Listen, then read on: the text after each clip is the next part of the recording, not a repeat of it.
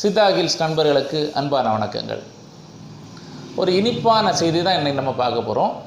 ஆமாம், சர்க்கரை நோய் பற்றி தான் ஒரு சில விஷயங்கள் நம்ம டிஸ்கஸ் பண்ண போகிறோம். நிறைய விளம்பரங்கள் பார்த்துருப்பீங்க. மூலிகை மருத்துவத்தில் சர்க்கரை நோய் முழுசாக குணமாயிரும், அதுக்கப்புறமா 3 மாதத்தில் நிரந்தர தீர்வு, என்ன வேணாலும் சாப்பிட்டுக்கலாம், இன்னும் பல விளம்பரங்களெல்லாம் நீங்கள் பார்ப்பீங்க. ஸோ இதில் ரியல் நியூஸ் இருக்குதா அல்லது இது போலித்தனமானதா, அப்படியே உபயோக பண்ணலாமா, இந்த மாதிரியான நிறைய குழப்பங்கள் மக்கள் மத்தியில் இருக்குது அப்படின்றது உண்மையான விஷயம். ஸோ இந்த ஒரு விஷயத்தை தெளிவுபடுத்துறதுக்காகத்தான் இந்த பதிவை நம்ம இன்றைக்கி பண்ணுறோம். உங்கள் எல்லாருக்குமே நல்லாவே தெரியும், இரத்தத்தில் ஒரு குறிப்பிட்ட சர்க்கரை அளவு நிர்ணயிக்கப்பட்டிருக்கு. சாப்பாட்டுக்கு முன்னாடி இந்த மாதிரி இருக்கணும், 1 மணி நேரம் தாண்டி இவ்வளோ இருக்கணும், ரேண்டமாக இவ்வளோ இருக்கணும், இந்த மாதிரி ஒரு கால்குலேஷன் மருத்துவ உலகத்தால் நிர்ணயிக்கப்பட்டிருக்குது. இந்த நிர்ணயிக்கப்பட்ட அளவை விட அளவுக்கு அதிகமான சர்க்கரை அளவு பிளட்டில் இருந்துச்சு அப்படின்னா அது பிரச்சனை அல்லது சர்க்கரை நோய் அப்படின்றத எல்லாருமே தெரிஞ்சு வச்சுருப்போம். ஸோ பிளட் சுகர் லெவல் அதிகமாக இருந்துச்சுன்னா சர்க்கரை நோய். இப்போ ஒருத்தங்களுக்கு பிளட்டில் சுகரோட அளவு அதிகமாக இருக்குது, இன்னொருத்தங்களுக்கு மிக அதிகமாக இருக்குது, இல்லைன்னா இன்றைக்கி பார்க்கும்போது நல்ல ரீடிங், ஒரு நார்மல் ரீடிங் காமிக்குது, இன்னொரு நாள் பார்க்கும்போது தாறுமாறான அளவு காமிக்குது. இந்த மாதிரி நம்ம பல விஷயங்கள் பார்க்குறோம்.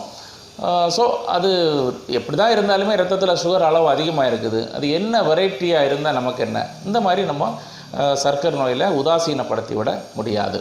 இந்த சர்க்கரை நோயோட வகைகள் அப்படின்னு பல விதமாக நீங்கள் கேள்விப்பட்டிருப்பீங்க. ஜெனரலாக எல்லாருக்குமே அது அண்டர்ஸ்டாண்ட் ஆகிற மாதிரி அந்த விஷயத்தை நம்ம இப்போ பார்க்கலாம். இதில் மொத்தம் 3 வகைகளாக நம்ம இதை அனலைஸ் பண்ணலாம். டைப் 1 அல்லது முதல் வகைன்னு ஒன்று எடுத்துக்குவோம். இந்த வகை எந்த மருத்துவராலும் குணப்படுத்த முடியாத ஒரு வகை. யார் என்ன சொன்னாலுமே நீங்கள் நம்ப வேண்டாம். டைப் 2 அப்படி சொல்லக்கூடியது 2வது வகை. இந்த 2வது வகை சர்க்கரை நோயை ரொம்ப அருமையாக கட்டுப்படுத்த முடியும். பெரும்பாலான நபர்களுக்கு அது பழைய நிலை, அதாவது சர்க்கரை நோய் இல்லாத ஒரு நிலைக்கு கூட அவங்களுக்கு கொண்டு வர முடியும். 3வது வகை அப்படின்னு சொல்லக்கூடியது ஜெஸ்டேஷனல் டயபெட்டிஸ்ன்னு சொல்லுவாங்க. அதாவது தாய்மை பருவத்தில் அம்மாக்களுக்கு, அதாவது வயிற்றில் குழந்தை இருக்கக்கூடிய கர்ப்பிணி பெண்களுக்கு கர்ப்ப காலத்தில் வரக்கூடிய ஒரு சர்க்கரை நோய். இப்போ டைப் 1 அப்படின்னா என்னென்னு பார்ப்போம். டைப் 1 அப்படின்னு சொல்லக்கூடியது இன்சுலின் டிபெண்ட் டயபெட்டிஸ் மெலிட்டஸ் அப்படின்னு ஆங்கிலத்தில் சொல்லுவாங்க, IDDM அப்படின்னு சொல்லுவாங்க. அதாவது நமக்கு எல்லாருக்குமே தெரியும், நம்ம உடம்பில் கணையம் அப்படின்னு ஒரு உறுப்பு இருக்குது. அந்த கணையம் தான் இன்சுலினை சுரக்குது. இந்த கணையத்துக்கும் சர்க்கரை நோய்க்கும் நேரடியாக தொடர்பு உண்டு அப்படின்னு எல்லாருக்குமே தெரியும். ஸோ இப்போ நீங்கள் கொஞ்சம் திங்க் பண்ணி பாருங்கள், அந்த கணையம் அப்படின்ற உறுப்பே நமக்கு வேலை செய்யலை, 100% ஒர்க் பண்ணலை அப்படின்னா என்ன நடக்கும்? இந்த மாதிரி கணையம் அதோட செயல்பாட்டை இழந்து அல்லது பாதிக்கப்பட்டு ஏற்படக்கூடிய சர்க்கரை நோய் டைப் 1 சர்க்கரை நோய் அல்லது இன்சுலின் டிபெண்ட் டயபெட்டிஸ் மெலிட்டஸ் அப்படின்னு சொல்லுவாங்க. இந்த வகை பெரும்பாலும் குழந்தை பருவத்தில், அதாவது 12 வயசு 13 வயசுலேயே நிறைய நபர்களுக்கு ஐடென்டிஃபை பண்ணுவாங்க. அவங்க முன்னாடியே டயபெட்டிக்காக இருப்பாங்க. ஒரு 13-14 இயர்ஸில் கேஷுவல் செக்கப் பண்ணும்போது அவங்களுக்கு சர்க்கரை நோய் இருக்கிறது தெரிய வரும். இந்த வகைக்கு ஒரே தீர்வு தான் உண்டு, இன்சுலினை செயற்கையாக ஊசி மூலமாக செலுத்துறது மட்டும்தான். இந்த வகை சர்க்கரை நோய் எந்த மருத்துவத்துக்கும் அடங்காது. யாராவது இதை குணப்படுத்தி தாரேன் 100% அப்படின்னு சொன்னாச்சுன்னா நீங்கள் கண்டிப்பாக நம்ப வேண்டாம். அது ஃபேக் அப்படின்னு நம்ம எடுத்துக்கணும். சின்ன குழந்தை பருவத்திலேயே இந்த நோய் எப்படி ஏற்படுது அப்படின்னு நீங்கள் திங்க் பண்ணலாம். இது மரபணு சம்பந்தமான கோளாறுகள்னால வரக்கூடிய விஷயம். இந்த மரபு அணுக்களை மாற்றி அமைக்கிறதுக்கோ அல்லது இந்த குரோமோசோம்ஸ் அல்லது ஜீன்ஸில் எல்லாமே உள்ள விஷயங்களை அப்படியே மாற்றி அவங்கள க்யூர் பண்ணுறதோ இன்றளவிலும் ப்ராக்டிக்கலாக கிடையாது. இது ஒரு ஆராய்ச்சி அடிப்படையில் தான் நிறைய விஷயங்கள் நடந்துகிட்ருக்குது. இனி டைப் 2 டயபெட்டிஸ் மெலிட்டஸ் அல்லது 2வது வகை சர்க்கரை நோயை நம்ம பார்க்கலாம். காமனாக பார்க்கக்கூடிய டயபெட்டிக் பேஷண்ட்ஸில் 90% நபர்கள் என்னவாக இருப்பாங்க அப்படின்னா இந்த 2வது வகை, அதாவது நான் இன்சுலின் டிபெண்ட் டயபெட்டிஸ் மெலிட்டஸ் அல்லது NIDDM அப்படின்ற வகையை சார்ந்தவங்களாக இருப்பாங்க. ஸோ இந்த 2வது வகை டயபெட்டிஸ் மெலிட்டஸ் பொதுவாக ஒரு 40 வயசு 45 வயசுக்கு பிறகு ஃபார்ம் ஆகக்கூடிய டைப்பாக இருக்கும். இதில் என்ன நடக்கும் அப்படின்னா, பெரும்பாலும் அந்த நபர்கள் அளவுக்கு அதிகமான வெயிட் உள்ளவங்களாக இருப்பாங்க. அதாவது ஒபேசிட்டி ப்ராப்ளத்தில் பாதிக்கப்பட்டவங்களாக இருப்பாங்க. அல்லது ரொம்ப அளவுக்கு அதிகமான ஃபிசிக்கல் மென்டல் ஸ்ட்ரெஸ்ஸில் இருக்கிறவங்களாக இருப்பாங்க. அல்லது அவங்களோட அவங்க ஜாப் ஷெட்யூல் எல்லாமே உடல் உழைப்பு முற்றிலுமாக இல்லாத ஒரு நிலையில் இருப்பாங்க. அதாவது செடெண்டரி லைஃப் ஸ்டைல் அப்படின்னு சொல்லுவாங்க.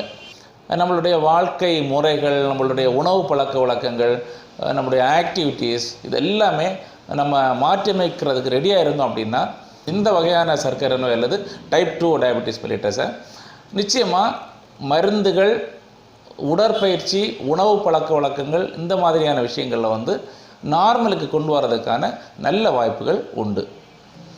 யூஸ்வலாக 40-45 இயர்ஸுக்கு பிறகு வரக்கூடிய இந்த 2வது வகை சர்க்கரை நோய் இப்போ சமீப காலமாக என்ன நடக்குது அப்படின்னா, ஒரு 25 வயசு 30 வயசுக்கு உள்ளால் உள்ள நிறைய மக்களுக்கு சாதாரணமாக ஃபார்ம் ஆகிறத நம்ம பார்க்க முடியுது. இதுக்கு காரணம் ரொட்டீனாக இருக்கக்கூடிய அந்த ஃபிசிக்கல் ஆக்டிவிட்டீஸ் இல்லாத நிலையும், நம்ம கட்டுப்படுத்த முடியாத வழக்கத்துக்கு மாறான தவறான உணவு பழக்கங்களும் மட்டும்தான்.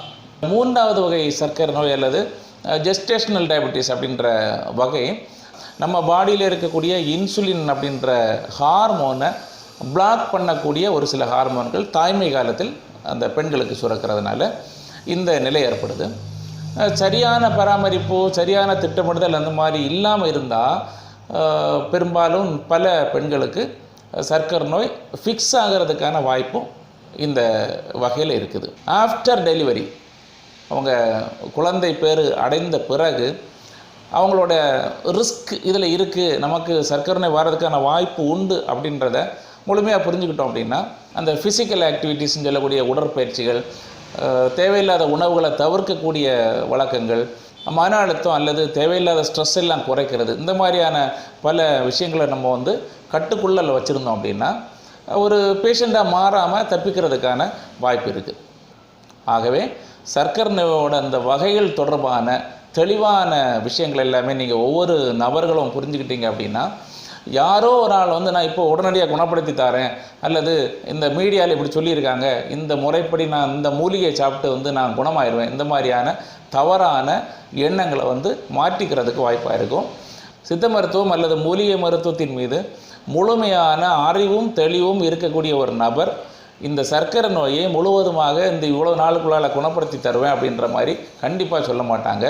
இந்த மாதிரி ஒரு நபர் சொல்கிறாங்க அல்லது இந்த மாதிரி ஒரு இடத்துல தகவல் சொல்லப்பட்டிருக்கு அப்படின்னா அதில் ஏதோ ஒரு உள்நோக்கம் இருக்குது, அதில் ஒரு போலித்தன்மை இருக்குது, ஒரு வியாபார நோக்கம் இருக்குது அப்படின்றத முழுமையாக உணர்ந்து கொண்டு நம்ம சர்க்கரை நோய் தொடர்பான இந்த பதிவை நிறைவு செய்வோம். இன்னும் ஒரு பதிவுடன் மீண்டும் சந்திப்போம். நன்றி, வணக்கம்.